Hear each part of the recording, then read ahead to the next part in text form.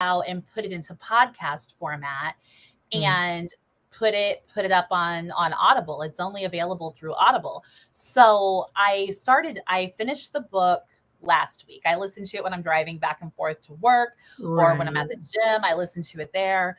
So I finished the book and then I saw the podcast and I'm like, oh wow, I really want to check this out. Hmm. I have to tell you that that is so inspirational. The book was really good. The Hmm. podcast is 100 times better. It's a Really? hundred times better. It's just so inspirational. She sits down on the book tour. She was hosted by Tyler Perry, David Hmm. Letterman, Oprah, Ellen DeGeneres, Hoda from the Today Show, Right. Oh my Gail God. King. They all sat down with her Hmm. and discussed various aspects of the book. So when you and Hmm. I were talking a moment ago about giving away the book when we have a conversation, Yeah. honestly, I think, not to put myself in the same bracket Right. as Michelle Obama, but I kind of think that's what happens. Like when you're Yeah. an author and you write a book, like you and I have, people want to talk to you about your book because let's face it, you can't say everything that Right. happened That would be a in the long book. conversation. Yeah, yeah. So she touched on various aspects of it, and it doesn't take much for me to cry. Like it doesn't really take a Mm. lot for me Me to conjure either. up some tears. Yeah, I'm very emotional, and so there were just lots of inspiring and Mhm. empowering moments in that whole podcast. That was like, oh wow, this is Yeah, amazing. that is So yeah, pretty cool.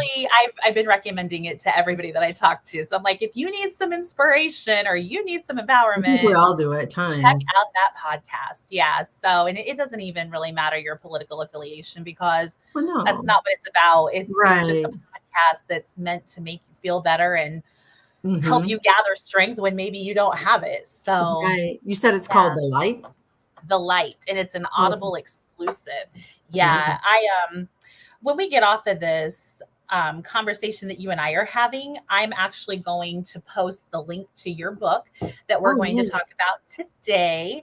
And then I will Okay. also post the link for that podcast because it was just amazing. Yeah, So, yeah, absolutely. I'll put it in the comments down below. So, Okay. we'll give it a few minutes for a few more people to hop on. We're a little bit Okay. early, which you're a Okay. good influence on me because normally I'm a little bit late. Oh, So, having I'll you, keep you honest when it comes to time. yeah, I'm I I'm appreciate crazy that. punctual. Yeah, I struggle with That's okay. Well, how punctuality. busy are you? You know, I'm sitting here recovering from a surgery. I'm not very busy right now. Yeah, I just being punctual has never really been my forte. So, yeah, I don't know.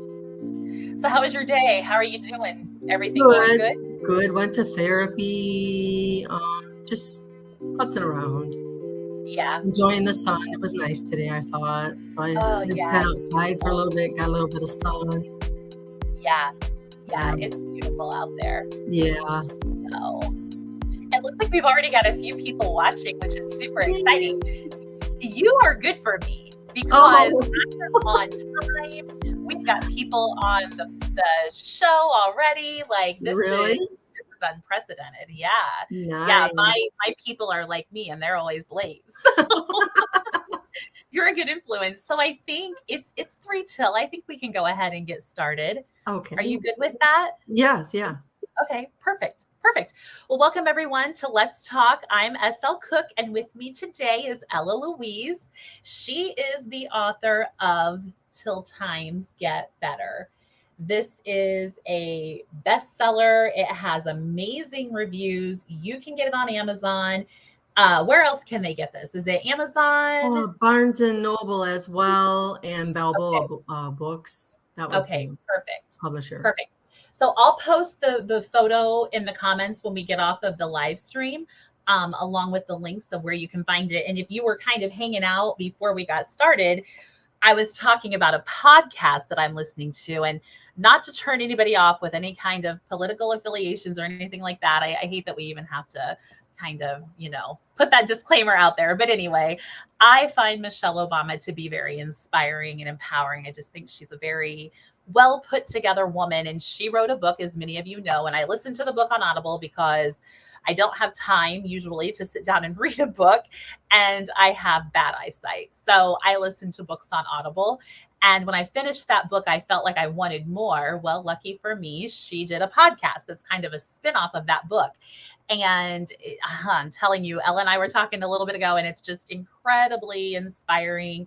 There's so much good in that. And you walk away from that just feeling like, that was the hug that my soul needed. So there's no political rhetoric in there. It's just somebody talking about from where her light comes. And so if you're looking for something that's a little bit uplifting, I would totally recommend it. So, okay, without any further ado, I'm going to stop gabbing and turn it over to Ella and let her tell you just a little brief synopsis of what her book is about. And we're going to talk a little bit about what inspired you to write that book and what kind of maybe what your writing process was. How did you get to the point of writing this book? So let's start with give us an overview of what the book is about. And I want to let everyone at home watching know that there is a chat. I can see your comments. So if you have a question, you want to interject something, by all means, send a message and I will relay those to our special guest and she can give you her answer. Okay, thank you. Take it away. Hello, everybody. This is my first time. I've got the jitters, needless to say. But yes, my book is my story. It's about my childhood and the abuse I endured as a child, without giving too much information about the book. It was pretty bad. Anyone that's endured stuff like that, especially as a child, those are supposed to be your best years of your life, the so beautiful, the rainbows and unicorns that everybody dreams of, right? But it was just so bad. And I was tossed around. I ended up in foster care. I was abused physically and sexually as a child. And, I just kept getting bounced around like an old rag doll. And I could never understand why nobody ever wanted me. And that's how I felt anyway as a child. But, in my teens, I went back home with my parents, the boing, boing, boing. I was here. And this one had me, it was all over the place. But I went back home and this beast of a father that I had was very abusive to me. It's just like he hated me. It was his mission in life to just prove to me how much he hated me. And not my sister. I mean, yeah, she got abused too. My mother too. We all got it. Everybody got it. But it was always so much worse with me. And then it led into the sexual abuse with him. And, he was just a narcissist, an raging alcoholic narcissist. And there was no escaping him. There was no escaping. So with the ways that he was, I wasn't a dumb girl. I thought pretty smart. And I learned how to get inside his head and how to work around him. So I started avoiding him as much as possible. By the time I hit 16, then I got a boyfriend. So I ended up running away from home because I just couldn't handle it anymore. The abuse was so bad. I feel like I'm giving away too much of the book, but he put a gun to my head. He put a gun to my head and he told me he was going to blow my brains out. My mother sat right there. She cried and she screamed and, the best she could, she assumed she did, I guess, but she didn't do anything to remove me from the situation. So I knew I had to do something myself. So at the age of 17, I left and I ran away to a whole nother country. I went to Mexico with my then boyfriend. So, just like the book says, till times get better. I'm not putting that on there, right? It's going the complete opposite direction. Here we go. I can hold it up for you. Anthem. He used to just always say, I'm going to beat you until times get better. Till times get better. So that day, I'll never forget it. I got on that plane and I thought, times just got better for me. Yeah. And now I was in control. And that was the most, invigorating feeling for me because I did it. I escaped on my own because I had nobody there to defend me, nobody to help me get out. Yeah. People knew what was going on, but nobody stepped up because he was such a monster. Mm-hmm. So that's my story in a nutshell without giving away too much. It's got a lot Sure. of twists and turns in there, guys. If you just look at the reviews on Amazon, people were like, oh my God. I'm Just telling you, after wow. reading, after reading your story, I was just so glad to know you, Mm. because what a strong person you are. And that is inspiring. It's How do you think that, in what ways do you see what you went through, the instances that you detail in the book, how has that made you the woman that you are today? Very strong.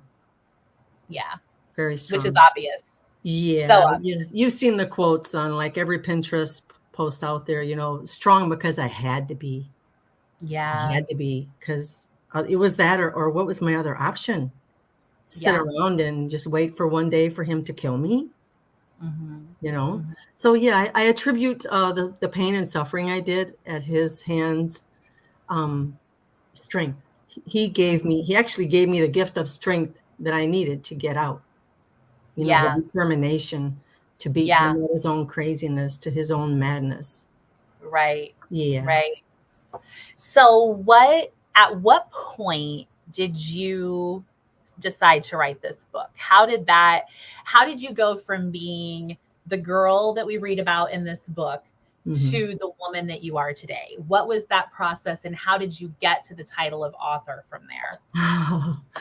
Well, after I escaped, me and my then boyfriend got married and started raising our little family. So I was just able to like sweep all of that under the rug, Mm, just sweep it, sweep it, sweep it. And just like it never happened. And yeah. it was we had to cover it up anyway. No one was to ever know. But in this part of my life, I just pretended like it never happened because Mm. I had another hat to wear now. I was becoming a mother. So I wanted to be like the June Cleavers of the world. I didn't wear pearls, but I tried to be the best I could, like Yeah, a June Cleaver, And yeah. I don't know, I'm getting a little off track. No, Um, you're fine. You're fine.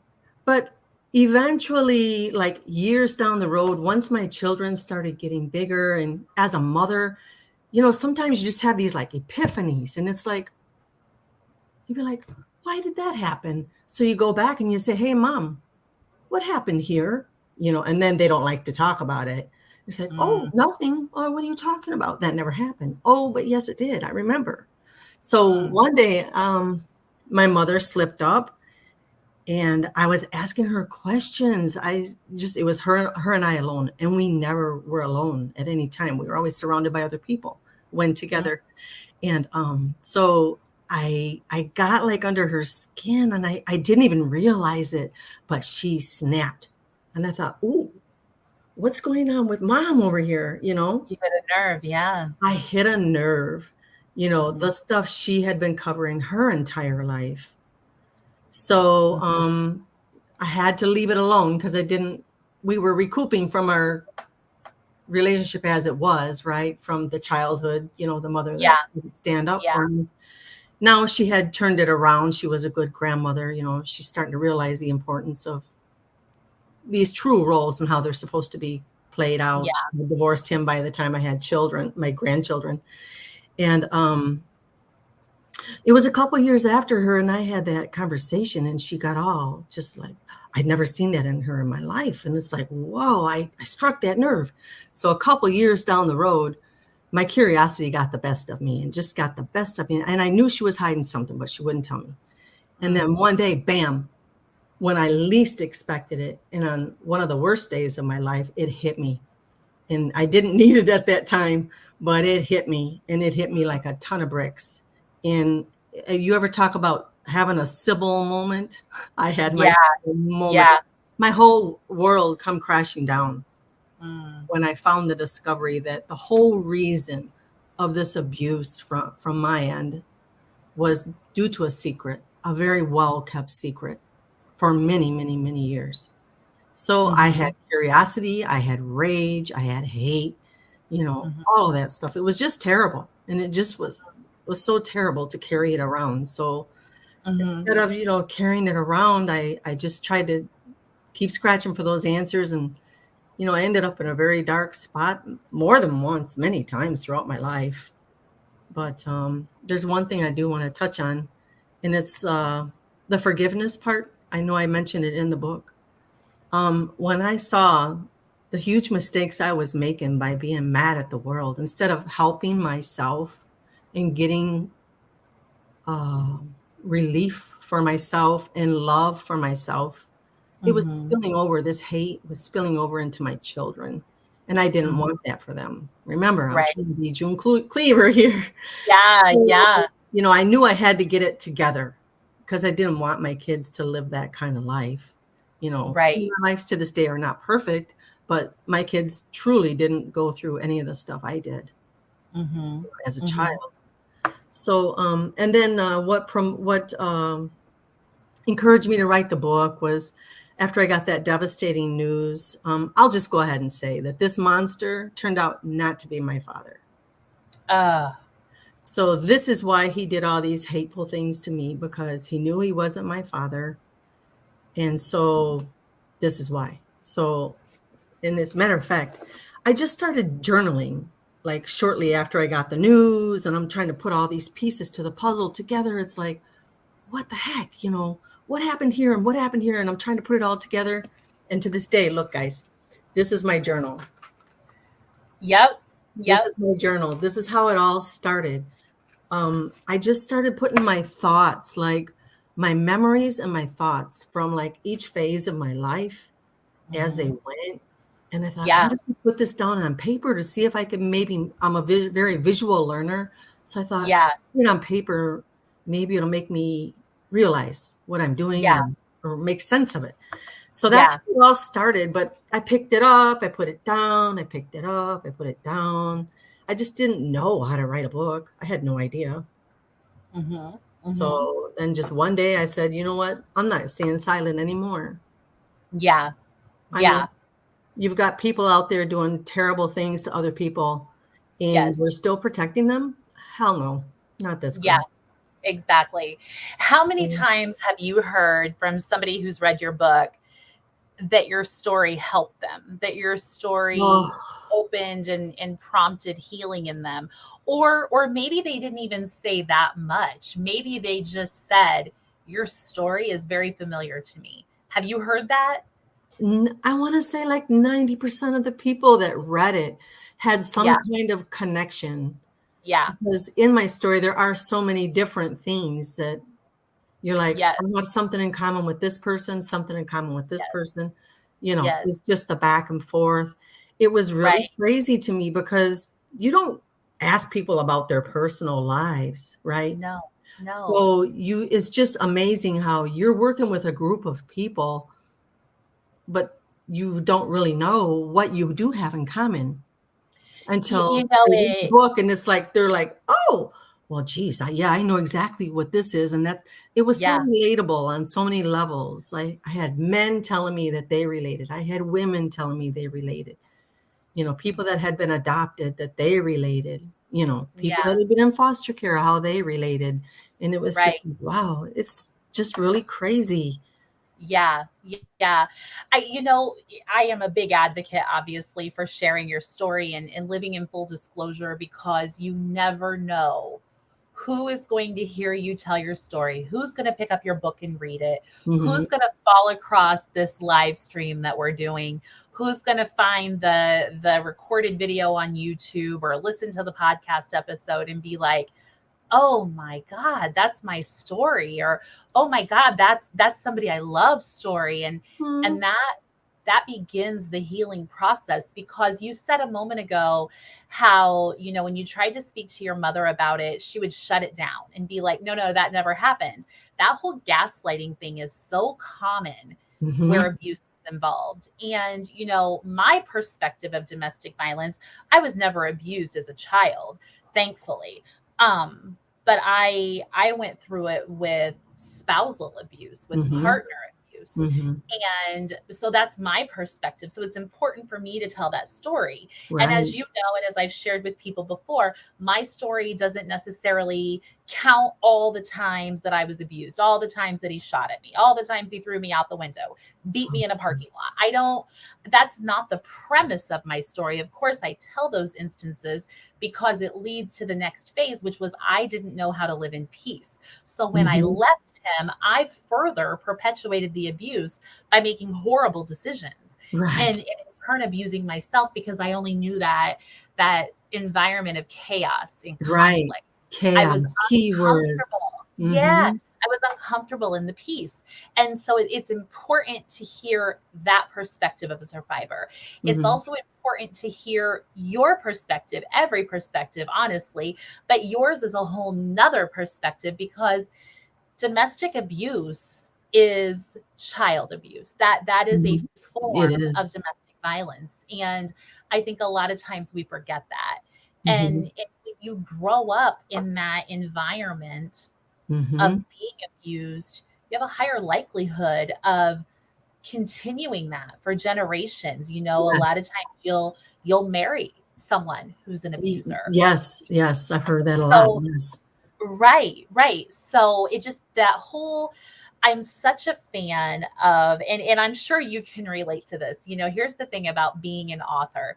When you write a book, people want to read it. And that's wonderful because that's the goal, right? Is to share your True, story. true. The issue is when people want to read your book and you've been Mhm. doing your best to keep these secrets in the closet, to keep them under the rug, to keep them under the bed in the corner, hiding out with the dust bunnies in your house. You don't want Mhm. people to know that Right. because there's an element of shame in that and there's an element of embarrassment in that. But listen, I'm here to tell you, and I just had an incident the other day, which is so funny because you and I had just had a phone conversation where we had touched on this, and then something very real happened in my life, not even 24 hours later. And I was forced to face head on a Oh, situation that required me to stand in my truth and to have full disclosure. And as much as it was painful and mhm. embarrassing, and if I'm honest, it pissed me off, but I still needed to own it. Yeah, And I still needed to share that story because I'm not the only one. I'm not true, the only one. true. And so that whole full disclosure, standing in your truth, it helps other people. But I'm here to Yes. tell you, it helps you as well. There, that It is truly does, it where does. the healing begins. Right, because I don't So have to, worry about what people I mean, it's out there, right? And yes, people like relatives, a lot of my relatives were like, "Oh my God, we always wondered what happened to you." Because yeah, people knew, I mean, even as children, they weren't stupid. They knew that sometimes I lived with my mother and sometimes I didn't. Sometimes, yeah, I was just all over. So they wow, were like, "Well, we never knew what happened to you." And I'm like, "Well, here it is. yeah, I'm yeah, not going to sugarcoat it anymore. This person is, never paid for what they did." yeah, yeah, So, but really, it wasn't out of a bad place in my heart that I did it. I did it mm, because I wanted to be like, give someone else hope, strength. yes, Maybe yes, anyone that's watching this video or reads the book or just in general, if I can help one person get out of an abusive situation, then mhm. everything I did was worth it, That's right. you That's know? right. Yeah. Yeah. And I think it's important to sit down like this and let people see the real vulnerable you. So the other day, and I'm just gonna say what happened. So the other day, I have a son who's an addict and he's Mhm. currently incarcerated. Um, as he's locked up, the little girl that he was dealing with gets into his social media account, hacks his account basically, Oh, and goodness. posts screenshots of very unflattering conversations that he had had with other people.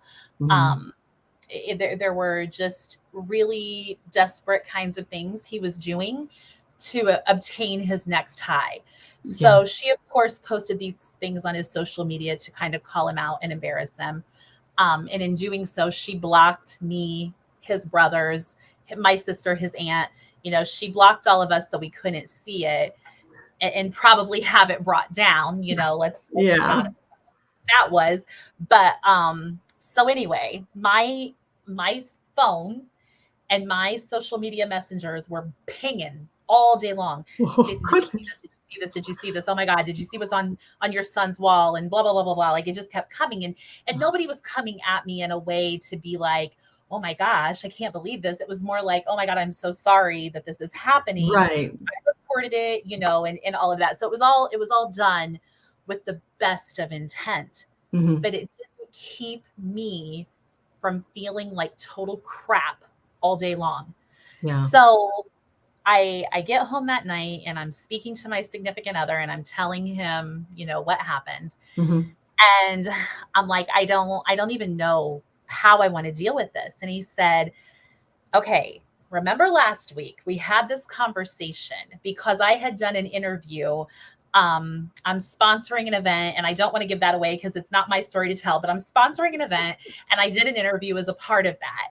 And in that interview, I was kind of sharing a little, like you just did, a brief synopsis of my story. Yeah. And I showed him the video when it was all said and done. And he was like, praising me like he always does. He's my biggest cheerleader. Him and my mom, my biggest cheerleaders. Yeah. So he said, you look great. You did great.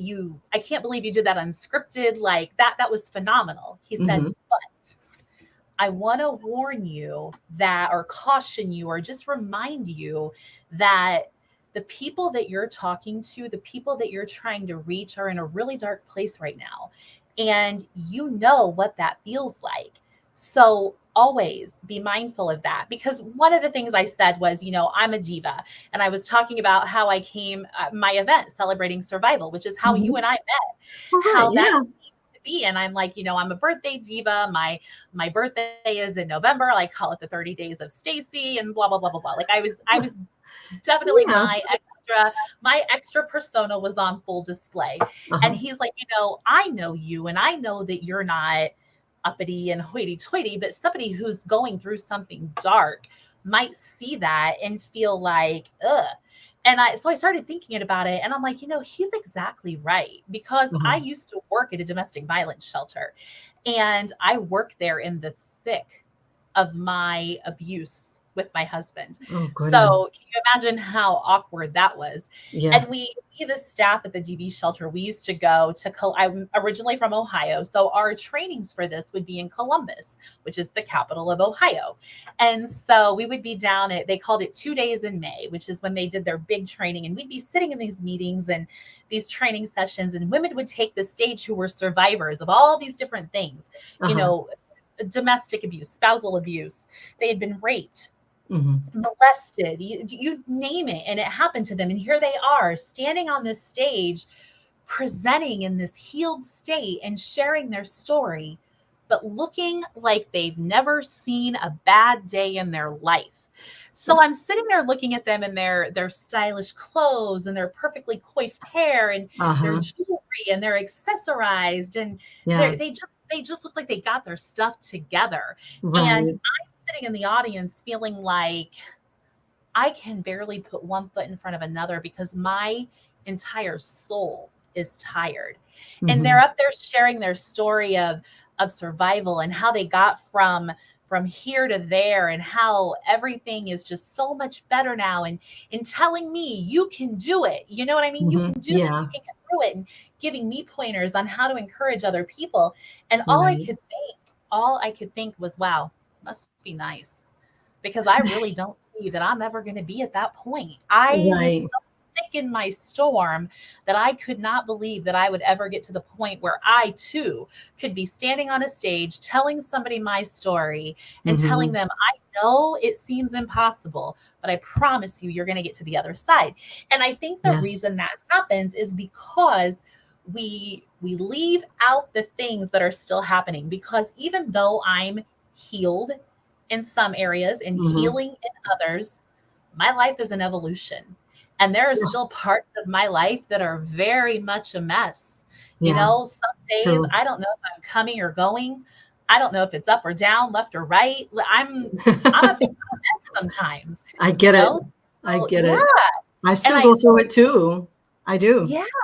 Yeah. So I think that we have to stay in this state of vulnerability and continue to build this community of survivors and Mm-hmm. continue to tell our stories, because there are so many people out there that are touched in various ways by various Mm-hmm. parts of our stories, Right, by a right. part of my story. Somebody could read your book, read my book, and read three other books of survivors and be able to Exactly. relate to something in all of those books. Exactly. Exactly.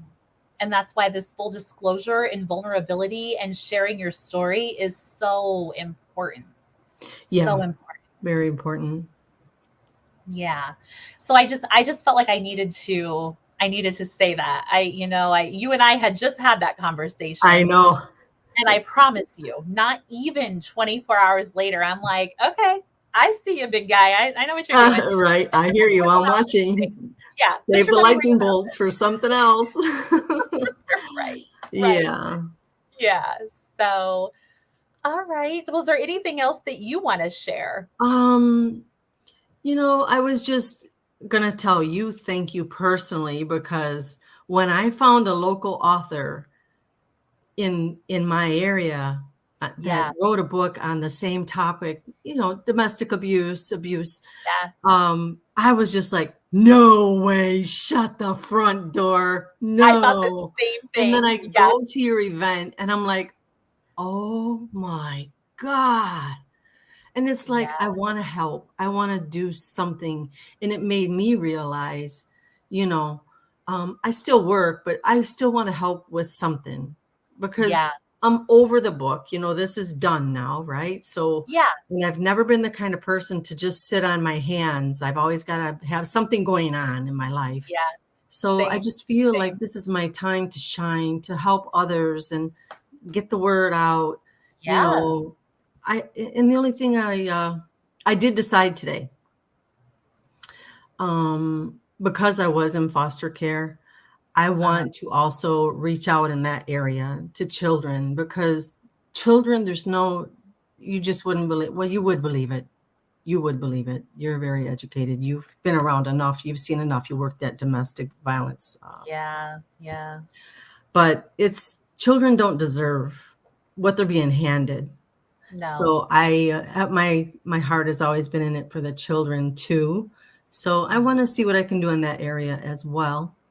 But yeah, I I love mean, that. I yeah, love that. yeah. Yeah. You There's a are Sorry. you are such an no, it's okay. I have to say this. You're such an incredible woman, and to only know you in such a limited capacity and for such a short period of time. I talk about my front row a lot, and Ooh, you have ooh, taken a ooh, ooh. seat. I'm front Yes, row, you guys. This is you front she is. row. She Stacy's is front row. 100%. Okay. She is really. And I just want you to know that I am in the probably not the first seat, but I would be there if somebody would give it to me. I'm in your front row too. Oh, So you're my front row. I Definitely. appreciate you so much. I really do. We're Same here. we're planning celebrating survival. There are two events happening this year. There's one in Lake Worth, and you've been sending people my direction, vendors and just reaching out and saying, what can we do? How can I help? What's Yes. going on? What do you need? And I love and appreciate you so much for that. Oh, There's thank you. such a Same. sisterhood here. And Shannon said, yes, we need to save our children. Absolutely, we do. Yes, absolutely. Absolutely, we do. Because Yep, if we don't save them now, we've got to save them later once they're adults. that's right. If we give them the skills now, then we Yeah. can stop. I mean, the thing is, guys, this is an epidemic, and it's probably as much of a pandemic as Corona ever was, but Hmm. we're not as comfortable talking about it. Yeah. And I want these conversations that we're having, I want us to sit down and have these more often so that we can find a cure, so to speak, and bring it into the light and talk about it and Yeah. find a resolution for it. I've never been a fan of just talking a problem to death. If we've got a problem, let's find a Hmm. solution. And Right. the solution is education, True. Very true. awareness. Education and Yeah. lots of love. Yes. Love for Yes. others. Love for self and love for others. Absolutely. You know, Absolutely. it's the old saying, unless you walk a mile in someone's shoes, you have no idea. You That's just don't. right. That's right. So, and we never know what someone is going through. We have all these Don't. inspirational memes and posters that we see through our social media feeds. And, I know for me, sometimes I look at it and I'm like, oh gosh, here we go again. Somebody's trying to be a True. philosopher. But it's so true. It's so true. People Like, give them a like and they keep scrolling, and that's the extent of it. See, yeah, that doesn't yeah, really help anybody by giving them a like. We have to give them a hand, yeah, like a real yeah. hand. That's right. So That's right. Well, I appreciate you. Thank you so much for coming on. Let's talk. And thanks this for is having the me. most successful episode we've ever had. I want you to know Yay! I have never in my life doing this, which it's only been 4 episodes, but I'm a little dramatic. I've never had someone leave a comment in the middle of the show. So thank you, Shannon, for doing that. Thank you, I Shannon.